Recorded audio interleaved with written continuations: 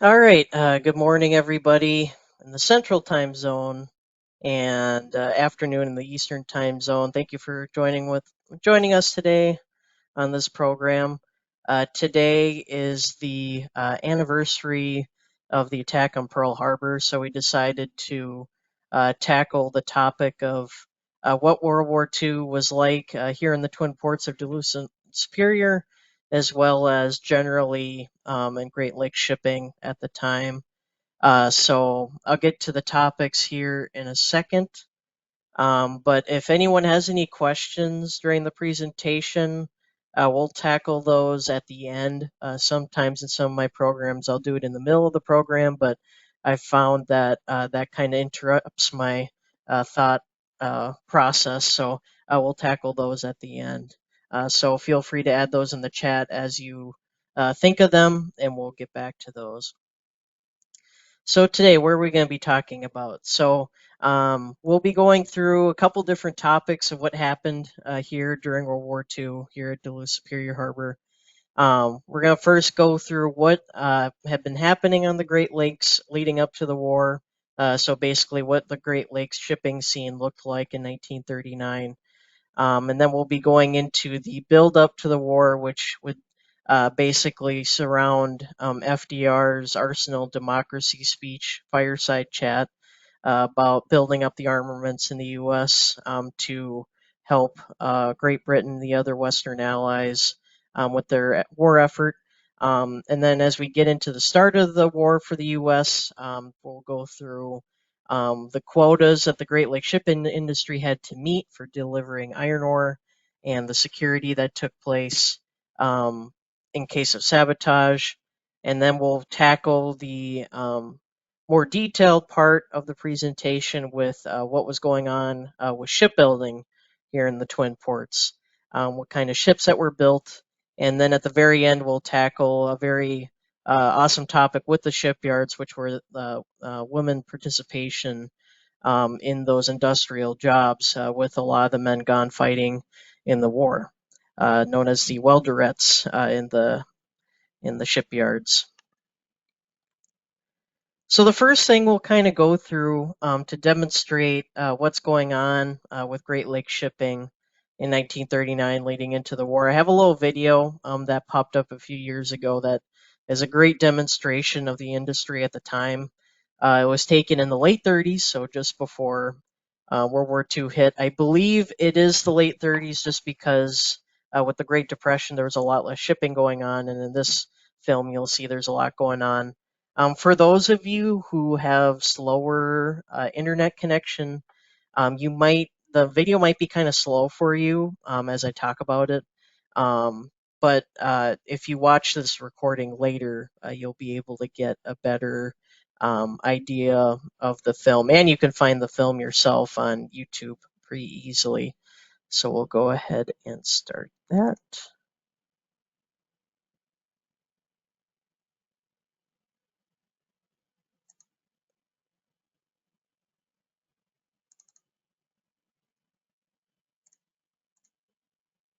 Come on.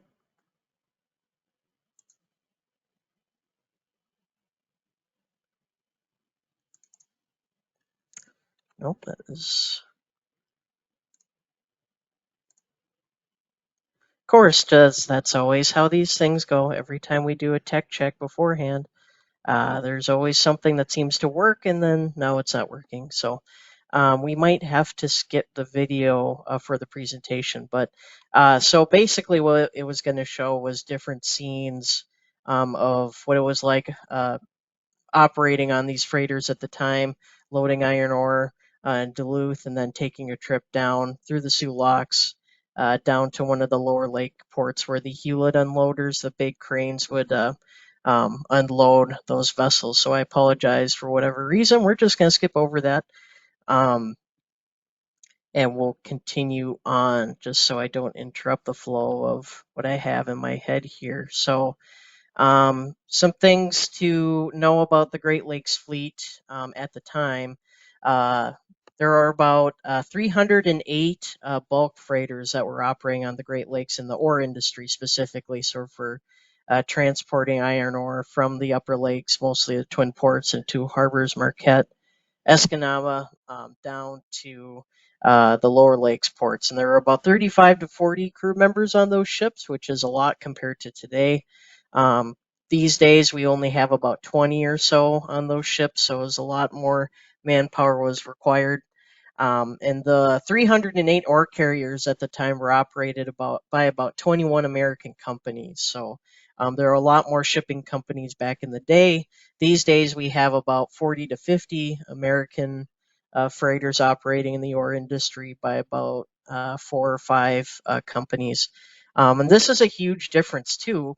Before the Great Depression hit, there were about 350 companies out there on the American side operating ships for the ore industry. So the Great Depression really had a huge impact on the Great Lakes shipping industry, basically forcing a lot of smaller companies to close, a lot of smaller vessels to be scrapped and retired because of the tough economic times. Also, a part of the Great Lakes fleet at the time was a couple of other different cargoes other than the ore industry were being transported. On the left, we had a lot of car carrying freighters operating. So instead of coal, some of the freighters would actually bring new cars up from Detroit to be sold in Duluth and Superior to be distributed to all the different car dealerships in the upper Midwest. Um, and that was a common sight. That would soon temporarily be stopped during the World War II, just to so that they could focus on ore cargoes. Another not popular, but another type of vessel that was somewhat commonly seen, especially up here in Duluth, was the package freighters. So at this point, we're coming to the end of the Americans' participation in that business. The highways and railroads were big competition and causing a lot of problems for the Great Lakes package traders, like you want to see on the right. There were about 16 operating at the time, and with World War II, that would basically end package freight business on the American side of the lakes because of the competition and those package freighters being basically taken over by the Maritime Commission to be used for the war effort. Um, Older members of the ore fleet, so there were a lot of older vessels, at least old for the time, such as the Zenith City here that you can see that was built in 1895, about 400 feet long, so on the smaller side for an ore carrier, could carry about 5,800 tons of iron ore. Um, we will see a lot of these vessels um, disappear basically after the war because they're just too small to be efficient enough to compete. The largest ore carrier on the lakes at the time was the Harry Colby of the Interlake Steamship Company under Pickens Mather. That was built in 1927. 631 feet long, about 14,000 tons iron ore capacity, so it easily could carry more iron ore than any other carrier on the lakes at the time. And this photo shows it's actually, I believe, its maiden voyage into Duluth with a cargo of coal when it was built. But we'll soon see bigger ships being built during the war. Then we'll get into that in a second. So when the Germans invaded Poland in 1939 and the other invasions that took place afterwards, especially with the German invasion of France in 1940, we saw a huge increase for the Great Lakes shipping industry in cargo demand. American manufacturers and steel producers really had a lot of demand for armaments over in Europe and selling products to help with the war effort for the Western Allies. 1939 wasn't that great of a shipping season because we were still coming out of the Great Depression, and all of a sudden in 1940 there was a huge increase in cargo. So basically, all the Great Lakes ships that were out there were out operating and busy. Business was good because of the war that was happening in Western Europe. And that picture specifically shows one of the U.S. Steel steamers loading at Dock 6, which is still operated today out in West Duluth. So, Arsenal of Democracy speech that FDR gave in late 1940. This is basically a great description of what the American government and the president wanted the country's role to be, despite a lot of people wanting for protectionism, not wanting to get involved in the European War because of what happened in World War One. He made this appeal to the American people in one of his famous fireside chats. And I'll read part of the speech for you here. So towards the middle and end to the speech, he says, "So I appeal to the owners of plants, to the managers, to the workers, to our own government employees, to put every ounce of effort into producing these munitions swiftly and without stint. And with this appeal, I give you the pledge that all of us who are officers of your government will devote ourselves to the same wholehearted extent to the great task which lies ahead. We must be a great arsenal of democracy. For us, this is the emergency as serious as war itself. We must apply ourselves to our task with the same resolution, the same sense of urgency, the same spirit of patriotism and sacrifice as we show were we at war. We have furnished the British great material support, and we will furnish far more in the future. There will be no bottlenecks in our determination to aid Great Britain." So the speech is much longer than that, but this kind of theme of the Great Lakes being heavily involved with helping to supply the arsenal of democracy that the United States wanted to become by shipping as much iron ore for the steel industry as possible to create those armaments. And this would set off to the emergency shipbuilding program, which the Twin Ports and other Great Lakes shipyards were heavily involved in. More directly, though, we did have a mercy mission that the British sent over to the United States at this time, led by this gentleman on the left, Sir Arthur Salter. He was in charge of basically pleading with the American government and shipyards to start building ships because Great Britain was losing a ton of their ships to the German U-boats in 1940 and 41 in the Battle of the Atlantic. And Sir Arthur Salter said that famous quote at the top there: "The Battle of the Atlantic can be won in the shipyards of America," and that would set off with those contracts from the Emergency Shipbuilding Program, which also created the U.S. Maritime Commission, and you can see that poster there, the Ships for Victory. So building ships for the British to replace their losses in the Atlantic to German U-boats. And that famous Victory U.S. Maritime Commission emblem would be put on the ships that were being built as they were launched. And with that quote from Roosevelt, "Speed, more speed, building ships as fast as possible to help the British in their war effort," and later when the United States enters the war, our effort as well. So a little bit on the shipyards that were set up in 1941 before the United States entered the war. There were several of them. We'll go through the major ones here quickly. So around the harbor, several companies took advantage of the contracts that were coming out to build the ships for the British. On the Duluth side, we had a couple of main shipyards. Marine Iron and Shipbuilding had existed near downtown Duluth for a long time, near where Pier B is today, for those folks that have been here.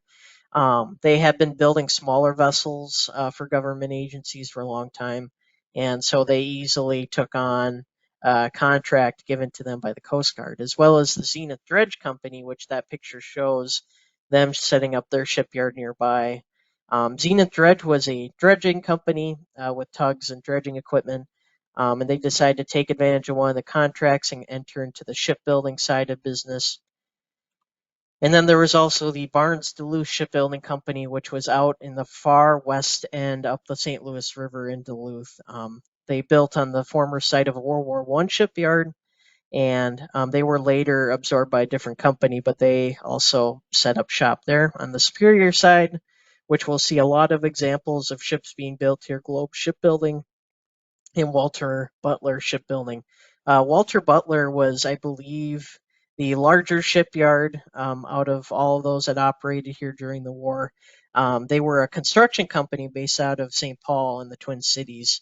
And like Zenith Dredge and other non-shipbuilding companies, they decided to take on that new task for the emergency shipbuilding program that had been started.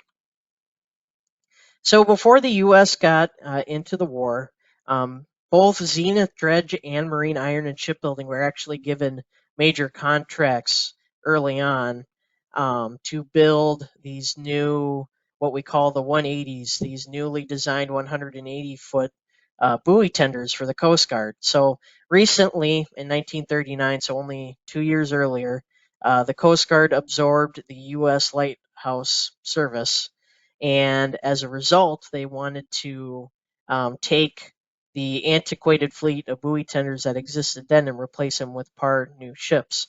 And Marine Iron and Shipbuilding and Zenith Dredge took on the big effort of building some 30 to 40 of those vessels. And we'll get into more details about that for during the shipbuilding part of the program. These 180-foot buoy tenders were designed after the vessel depicted on the upper left there, the Juniper, which had been built in 1939. And they were mostly going to be for lighthouse tending, buoy tending duties. But during the war, they also had a lot of other uses. Some would be deployed overseas for assisting U.S. forces, kind of as a small support vessel. And then they would be found all over the U.S. and Coast Guard roles after the war. And one of them still exists here in Duluth, the Sundew, which we'll talk about a little later. Also, before the U.S. Entered World War II, the Pittsburgh Steamship Company recognized that there was going to be a huge increase in cargoes that were needed. So they went ahead and took advantage of a special program that was set up via legislation called the Merchant Marine Act of 1936. A specific section of that said that if great shipping companies traded in older vessels, they could use that as a trade-in value to make help fund building newer ships. And so Pittsburgh Steamship Company took on building the what would then become the largest class of ships on the Great Lakes at the time in 1941, but they wouldn't be finished until the next year when the U.S. has entered the war. But they were known as the Leon Fraser class. I believe only 4 or 5 of them were built, but they instantly became the largest ships on the lakes to help with that extra cargo that was needed. The Leon Fraser was the main member of that class that was built first, built in 1942, but planned the year before.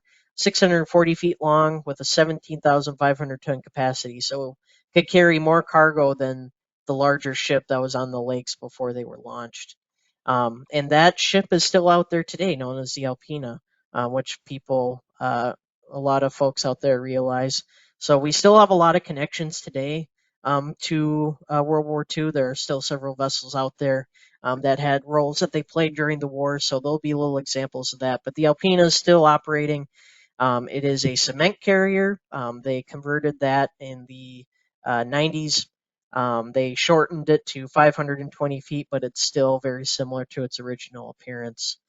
So it's important to remember that the Alpina definitely participated in the war effort by transporting iron ore cargoes for most of its career and during the war. So war quotas and security. So now we're going to get into what the Great Lakes shipping industry had to tackle when the U.S. entered the war. Um, so basically, right away, even before the war started, FDR um, established several agencies to direct war production. And when the war began, he basically used those agencies, renamed them. One of the agencies that was created under the War Production Board was the Office of Defense Transportation, which was in charge of directing transportation around the United States to keep the war supplied.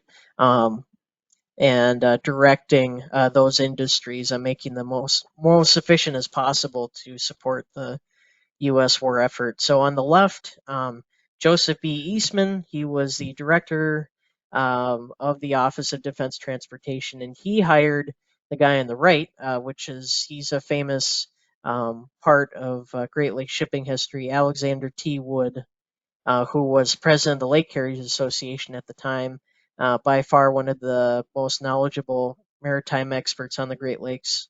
Um, of that period, and he was president of the Wilson Transit Company, so he also had a lot of business interests as well on Great Lakes shipping. Um, Eastman asked Alexander Wood for some suggestions on what they could do to make the shipping industry more efficient so that they could transport as much cargo as possible.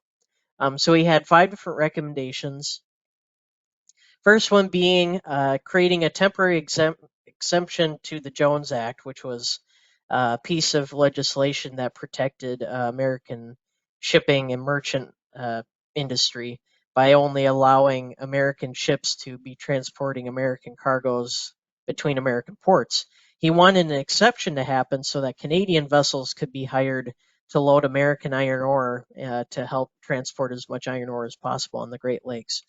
Another suggestion he made was to allow vessels to load deeper, although that was a more dangerous um, idea, dangerous for vessels, especially in stormy weather. Allowing vessels to load deeper would allow more cargo to be carried during the season.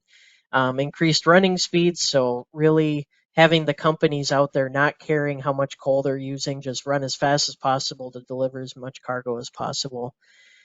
Sunday and holiday unloading. So traditionally, before World War II, the unloading Hewlett unloaders and those crews would not operate on Sundays and holidays. During the war, that would not happen, so that they could keep the unloading going to keep the ships coming in and out.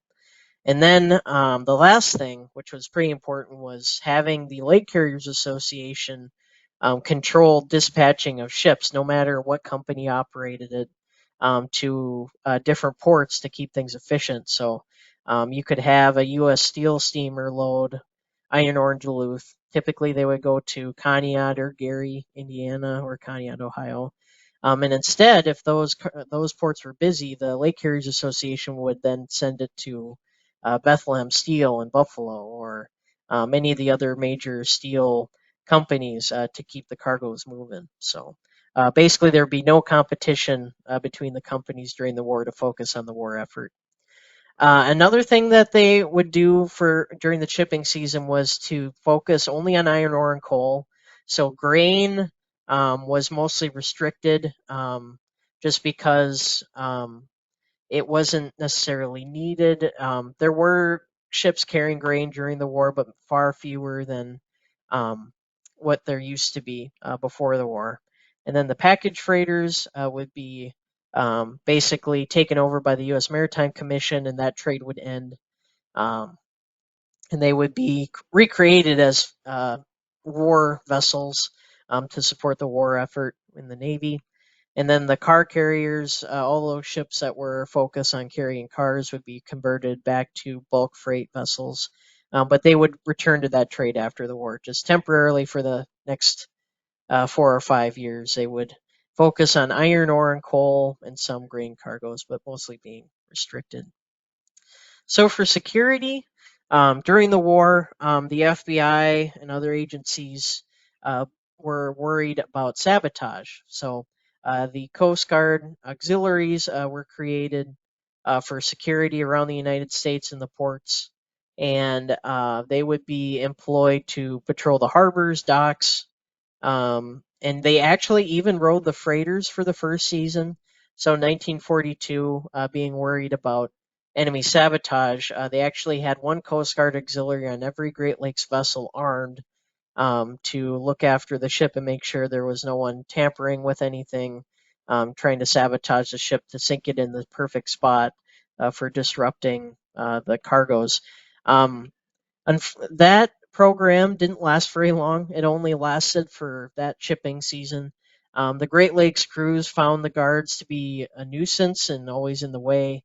There were incidents where captains would take the rifle away from these auxiliary members because they would be um, almost shooting people sometimes, that they would be paranoid, thinking that there was a saboteur on board, stuff like that. So, because of those incidences, and the need for manpower, in 1943, the Coast Guard decided that they would just make Great Lakes licensed officers temporarily Coast Guard auxiliary officers. So you can see on the right there, That's a crew on the steamer Thomas Britt that they're wearing their Coast Guard uniforms that they were giving um, for uh, for that purpose, so that those Coast Guard auxiliary members that were on board originally, they could be sent elsewhere for the war effort. And then after the war, their commissions would end with the Coast Guard. And then during the war as well, we had more Great Lakes ships being built to increase the capacity of the fleet. The Maritime class freighters is that classic example of that. The Maritime Commission had a special lake freighter designed that they would then have built and sold to the Great Lakes shipping companies so that they had larger, more efficient freighters to carry more cargo. Um, and as you can see, one of those maritime class freighters is on the left, the Thomas Wilson. 16 of those freighters were built in 1943 at 604 feet long. As a result, to pay for those vessels, the Great Lakes shipping companies would then trade in their older and smaller ore carriers. So the Thomas Wilson on the left, the Wilson Transit Company was able to buy that when they traded in their two older vessels on the right there, the A.W. Osborne and Captain Thomas Wilson, which were vessels built about 40 years earlier. A total of 36 of those older, smaller freighters were traded in. But to keep the carrying capacity up, the U.S. Maritime Commission would have those companies still operate those smaller freighters just temporarily until after the war, and then they would be scrapped and retired. And one of the Maritime class freighters is still out there. The last one operating on the lakes today is the Cuyahoga, which we were fortunately visited by that freighter here in Duluth-Superior earlier last month. It's a very cool historic vessel to see, like the Alpina. So that legacy is still out there today. Those maritime class ships were around for a long time, um, participating in the Great Lakes shipping industry long after the war for what they were built for originally. So throughout the war, the War Production Board was giving quotas of cargo that the shipping industry had to carry in order to meet their demands for the war effort. And I'm just going to show you guys kind of the amazing amount of cargo that they actually carried. The numbers are kind of staggering and hard to understand, I realize, but you can definitely see too how much of that cargo that our harbor, Duluth Superior, contributed to that war effort. So in 1940, that shipping season, there was about 63.7 million tons um, shipped across the Great Lakes, iron ore specifically. And that was the second best season ever on the Great Lakes. And in the Duluth Superior Harbor, about 38.4 of those million tons were coming out of our harbor, which was the third best season for iron ore here in Duluth. So now they would be given a job of transporting the most amount of cargo again ever. In 1942, they were given the job of transporting 89.5 million tons to keep the steel industries running to arm the war effort. And they actually were able to get past that goal and deliver 92.1 million tons, which is just staggering. These days, we haven't shipped that much iron ore since. Um, and here in the Twin Ports, over half of that came from our harbor, of about 57.3 of the 92. And then 1943, they were given a quota of 91 million tons of iron ore that needed to be shipped. A little less than that, they weren't quite able to make the goal because of weather constraints that year, things that were slowed up because of that. And again, over half of that came from the Twin Ports. 1944, there was slightly less required, slightly less shipped, especially because of that first season, they delivered more that was required. Then again, over about half of that cargo came from the Twin Ports. Then 1945, they had the least amount of iron ore required. By this time in the war, they actually did have more wheat cargoes coming out to help feed those in Europe that were being um, liberated from the Nazis. Um, there was a lot of food needed to help with liberating them. And then again, over half of that iron ore came out of the Twin Ports. So a total about 2/3 of the iron ore shipped on the Great Lakes at the time. And most of the iron ore that was used in the United States for the war effort came from our harbor. So Duluth-Superior had a big role to play in the war because of the iron ore that was coming out of here. All right, so on to the shipbuilding specifics of what happened here in our port. I'll be going through some of the different ship types. There's a lot more than I could fit into one program. So I will just go through a couple of the different types of vessels that were built here, as well as what life was like as a shipyard worker here too. And there'll be some interesting things there. All right, so one of the vessel types out of the total 230 or so ships that were built here during the war, one of the types that was built early on were these ocean-going tugs called the V4 type tugboat that would be needed by the Navy for towing vessels, dealing with all that tugboats deal with today.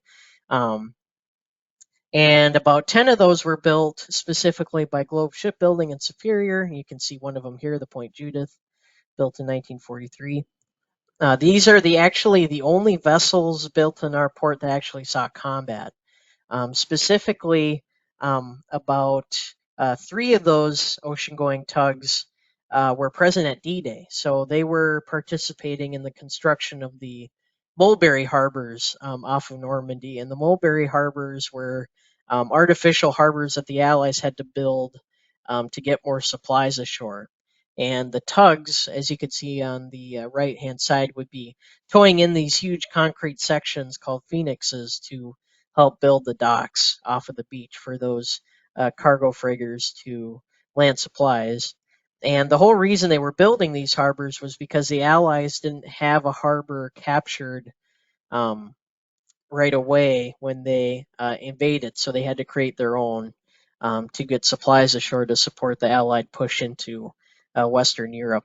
And while those tugs were moving in those pieces of those harbors, they did come under fire from the German shoreline, as well as German aircraft would attack them, and they were just unarmed tugboats, so they were just kind of forced to go about their work and hope that Navy vessels all nearby them would help defend them as they do their job getting those harbors built for the Normandy invasion. The most common type of freighter that was built here in the Twin Ports were these smaller N3 class coastal freighters. There were about 77 of these vessels that were built by Globe Shipbuilding and Walter Butler in Superior. By far, one of the most famous events that took place during the war at Walter Butler was they actually launched 5 of these vessels at one time on one day in 1943, which hadn't been done in any other shipyard in the United States before. And it was a huge event. About 20,000 people were there in person around the shipyard in Superior to watch the event. And there was a famous group of quintuplets known as the Dion quintuplets, which were kind of a celebrity group of siblings that came from Canada. And quintuplets at that time were very hard to come by, so they were kind of celebrities. They were invited to the event, 5 ships being launched for their visit. And it was, again, one of the easily one of the biggest events that happened with the shipbuilding activities there. These launching ceremonies were pretty well attended, very well celebrated. There were bands playing. There's a whole program involved with the christening, and people would actually ride. A few people from the shipyard will actually ride the vessel as it goes into the harbor, and they would then finish arming it and building it. Then finally, probably one of the more well-known classes of ship that we talked about a little bit about earlier, the 180-foot buoy tenders that were built by Zenith and Marine Iron for the Coast Guard. Um, Most of those vessels stayed on the Great Lakes and stayed in the coastal United States, but a few of them were deployed overseas for the war effort. Specifically, here we have the launching of the Buoy tender Balsam in 1942, one of the 38 total that were built by those companies. Um, and that vessel would be deployed to the South Pacific for the war effort. They were out there tending buoys for the Navy, directing the small support vessels that were going to and from all the different islands, and they were patrolling for the enemy. They had very little armament. You can see like one gun on the back there that they had. So they weren't necessarily equipped to fight the enemy, but they could if they encountered any enemy vessels. They were famously involved in Okinawa on that invasion. They actually took place, or they actually took part in firefighting efforts um, with some of the ships that were hit by kamikaze attacks. So they had a big role to play, and they were involved in the occupation of Japan too, with buoy tending duties over there. And there's one really good example of the 180 footers here in Duluth. The Sundew is still with us today, built in 1944 by Marine Iron. Was stationed here by the Coast Guard from the 80s to 2004. When it's decommissioned, it was sold into private hands and is now docked at Pier B here in town. It's not necessarily open to the public. They do have members of the public be able to board it during the Tall Ships Festival and stuff like that. They're mostly focused on giving rides to nonprofit organizations. I didn't fortunately get a chance to go aboard for one of those trips, invited by one of the groups that was boarding. You can see on the right. It's a very cool piece of history. It's still running.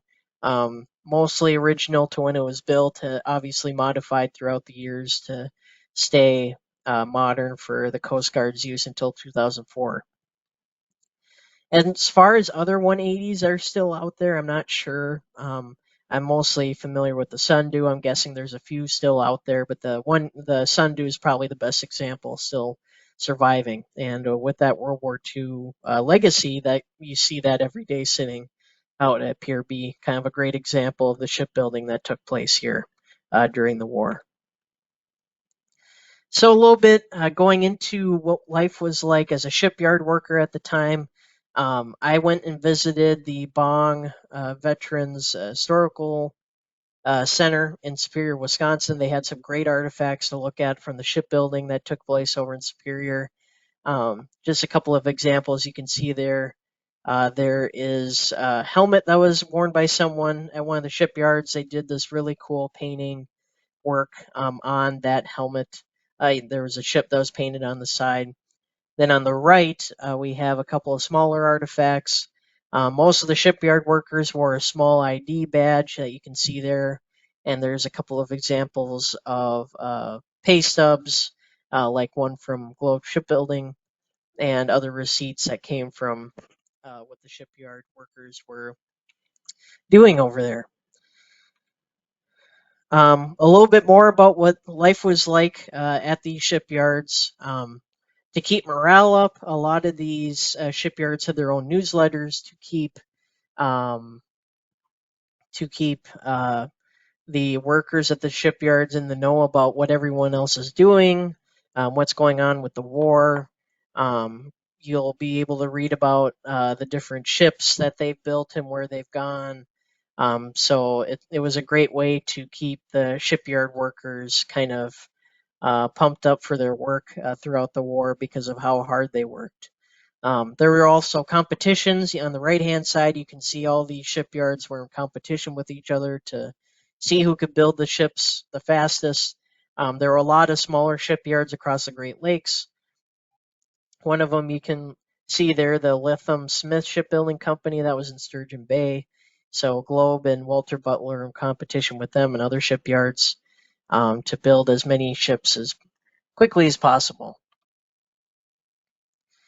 Working at the shipyards up here in northern Minnesota, northern Wisconsin was tough. With the winter, these shipyards were operating 24 hours a day, 365 days a year. So you would be working in the middle of the night in the dead of winter, which was always a tough thing to happen to deal with, especially sub-zero temperatures. On the left-hand side, that's actually a picture from Manitowoc, the shipbuilding that took place there. A great example of what you'd be seeing over in these shipyards at night, all the welding lights from all the welding and shipbuilding that was going on even in the middle of the night. So work was constant. And then the ship launching ceremonies, which we touched a little bit on already. These were big events. A lot of the shipyards had their own bands that would play at these events and other events away from the shipyards as well in support of the war effort for celebrating the ship launchings. On the left hand side, you have a ship launching party. So you have the lady down in the middle there, I believe, was the sponsor and um, also the um, what you'd call the person who christened the ship with a bottle of champagne, and as well as like dignitaries from the Navy and Coast Guard that were there as well. And then there were celebrity visits to keep morale up. So Richard I. Bong is probably by far the most well-known um, person that participated in the war from this area. He was the top ace that fought for the United States. He had a total of 40 Japanese planes that he had shot down during his time in the Pacific. He was from Poplar, Wisconsin, just beyond Superior, Wisconsin. And during his time that he had on leave here in Superior, he visited the shipyards to visit the shipyard workers and see the work they were doing to help keep the morale up for what they were working on, telling them what the war was like. And on the right hand side, people wanted to see him flight his P-38 Lightning that he was known to fly. And he actually flew really low over the shipyard to give a show for the shipyard workers. Um, Richard I. Bong did actually get the Medal of Honor during the war, so he was by far one of the most celebrated American pilots during the war. Unfortunately, he died right at the end of the war, test flying a new jet plane, the P-80, right around the time the atomic bomb was dropped. So today you can visit the Richard I. Bong Veteran Center in Superior, which is a great military museum and where I got a lot of these shipyard artifacts that I've been talking about here. So, last section of the program, women's participation in the war effort was huge. They were working in industrial jobs that they once men thought that they weren't able to work in. They proved them wrong. Out of the 14,000 or so shipyard workers in the Twin Ports at the height of shipbuilding in 1944. About a third or so, or to a quarter of those workers were women in the shipyards. And a lot of the women that worked in the industrial jobs that were happening there, most of them were welders, and they were known as the welderettes in the newsletters and what newspapers when they talked about them and their good work that they're doing in the shipyards. So instead of Rosie the Riveter, they were called the welderettes. Riveting was a timely task that took too much time for shipbuilding. To get these ships out quickly, welding was a lot more common, and at least in the Twin Port shipyards. So that's why they were into that. And a couple really cool artifacts again from the Bong. So um, one of the artifacts that they have there in their collection is a welding helmet from one of those women workers. Her name was Doris Johnson, and she actually is depicted on the right there in that picture. Um, she had everyone at the shipyard that she knew sign her welding helmet at the end of the war. And it's just kind of a great piece of history, especially for the women workers during the war effort, that showed that women could do any of the jobs that men can do, and was a lasting legacy and impact. Um, but it was very cool to see that helmet in person and then see a picture of her wearing that same helmet back in the day. And then in the same exact picture, there is Carol Johnson in the circle there. She wrote a really great, more detailed account of what she experienced at the shipyard, which I'll read a short section for you all, that she then donated to the Richard I. Bong Veteran Center. So give me a second here. Again, this is an account that she wrote after her time at the shipyard. She writes, not long after I began working as a welder at the Globe shipyards in Superior, I proved myself skilled enough so that the odd job crew kept me on as a regular member. I don't know if we had such a title officially, but it seemed to fit us. There were just 5 of us: Joe Snidel, who wore red prints and was in charge, Leonard, who was an excellent welder, a burner, Marty, and a chipper, Buzz. So she was in an all-male crew except for herself at Globe Shipbuilding. She writes again, we worked all over the ships, making whatever additions or corrections that were needed. Often it was extra reinforcements, beams, braces, extra welding, whatever the inspectors deemed necessary. There was one job I dreaded because it worried me too much: superstructures, which are like rooms or anything else above the main deck, are built down on the ground. Then they are lifted up by a crane and swung over onto the ship. I don't know the weight of these structures, but built of iron at about an inch thick, they were pretty heavy. For the crane to pick up one of these rooms, heavy chains with hooks hanging from the crane hook were attached, as I recall, to 4 places. All that they hooked into were D rings about 5 to 6 inches long. They were temporarily welded to the piece to be lifted. Joe was a fast, efficient worker, always in a hurry. He sometimes didn't let me finish a full length weld on both sides of a D ring. He'd say, that's enough, your welds are good, they'll hold. And she goes on to describe the dangerous work that she did as a welder at the shipyard. And I thought I'd just read that as a great example of what they experienced as well as what the men experienced there too, working with the other workers. And then finally, kind of the other legacy you can find here in the Twin Ports is our current Coast Guard vessel, the Spar. The Spar is actually named after the spars of World War II, which was the Women's Reserve in the U.S. Coast Guard. They're called spars for Semper Paratus, basically an abbreviation of that, which meant always ready. The spars were one of the few opportunities women had to directly contribute to the war effort by being in the Coast Guard. They were deployed all over the country. On the Great Lakes, they were several kind of placed all over. They weren't in very large units. They were usually kind of split up. And I'm sure a few of them served here in our port as the Coast Guard Auxiliary was in charge of security for the port to prevent enemy sabotage and that sort of thing. But our Coast Guard cutter is named for that group. And we see them frequently throughout the year with their buoy tending duties and ice breaking that took place.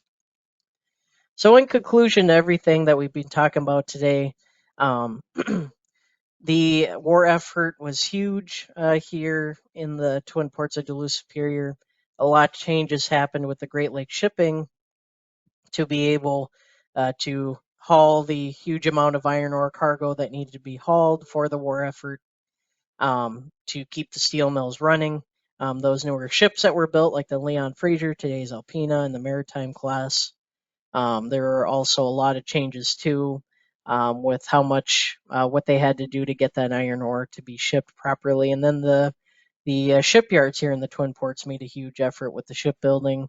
About 230 ships were built here of all different sizes, from small 100-foot patrol subchasers to the larger cargo ships that weren't very big compared to other ships in the war, but they all had a lot of support roles, supporting the Navy and Army and Coast Guard. And then to the workers that worked out in these shipyards and in the shipping industry, especially the um, introduction of more women participation in the industry was huge to help support what was going on overseas in the war. Just a quick plug again for the Richard I. Bong Veterans Center if you've never heard of it. I just want to say a huge thank you for helping me with the presentation a bit with those showing of artifacts. It's a great place to visit. If you've never been there, has a lot of history on World War II and how our area of the Midwest supported went on, and it talks a lot about Richard I. Bong during the war, and one of his planes is on display there. So definitely want to visit that place if you've never been to it.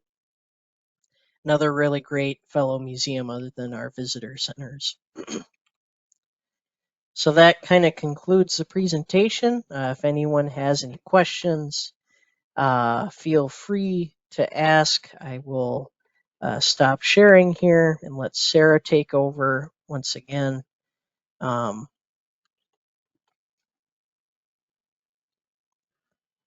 Perfect.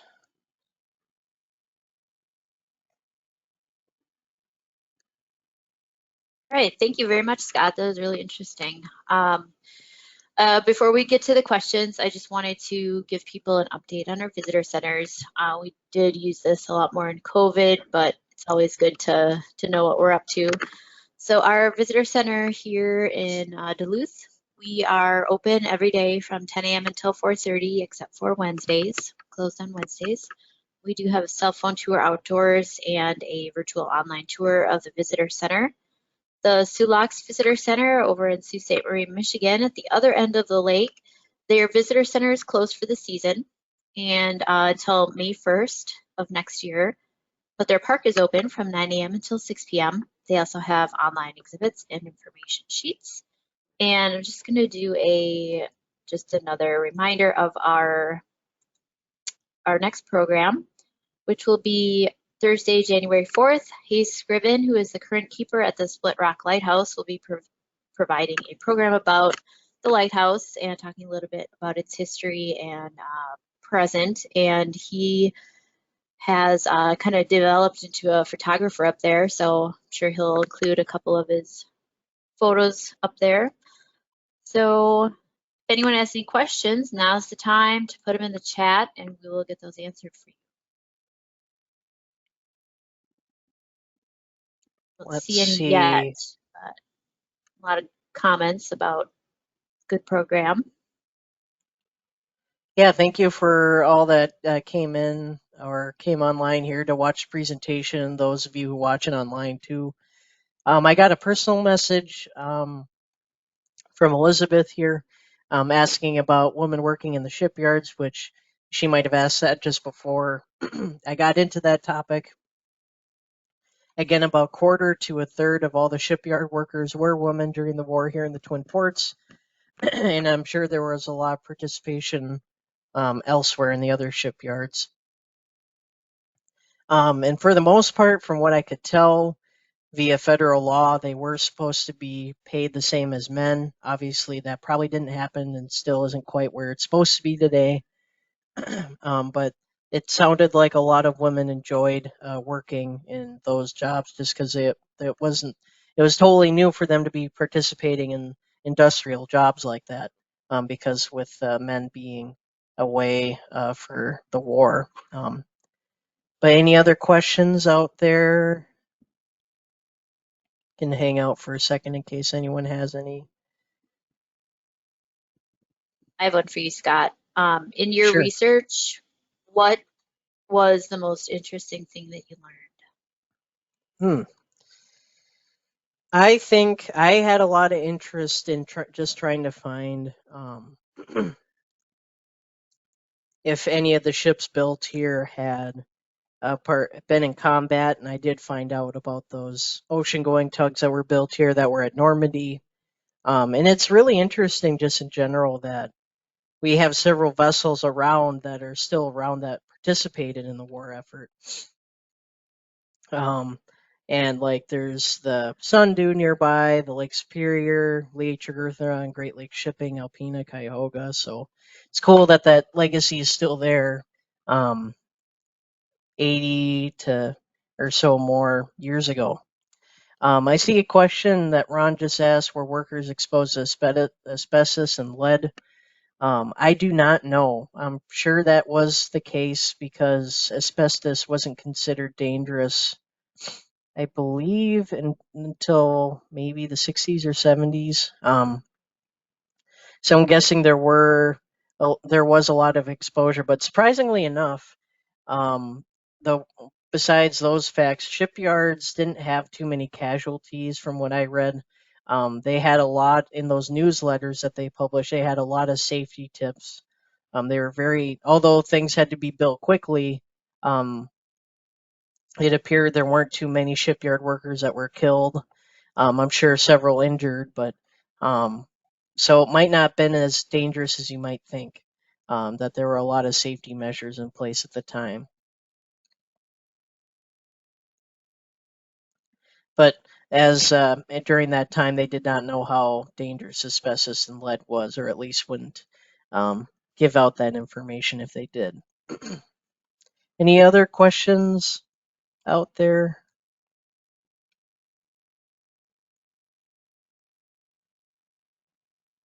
I think it was really cool that the bong had those personal histories of some of the female Yeah, shipbuilding yep. I thought workers.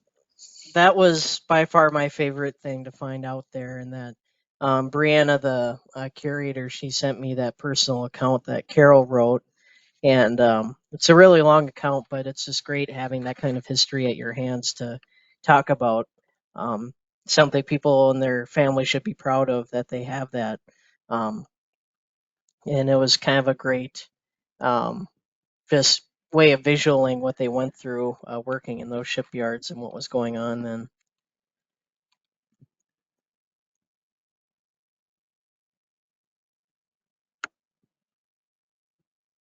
Right. Well, for those of you that are still on, we've got a couple of links up in the chat just for if you wanted to go to the Detroit District's YouTube page. They've got their own subscription page where you can select the Virtual Visitor Center playlist and view all of our old programs. There's probably, I know there's over 50 in there, so there might be more than that, but just some really good topics, really good information. And then we've also got a link to our survey, which takes about 3 minutes if you want to provide any feedback or comments or suggestions for future programs. That would be great as well. Otherwise, we will close this in just a minute or two. I just want to thank everyone again for tuning in today, and please check out our next program, which is staying on this side of the lake, the Split Rock Lighthouse program, which will be on Thursday, January 4th, 12 p.m. Eastern and 11:30 a.m. Central.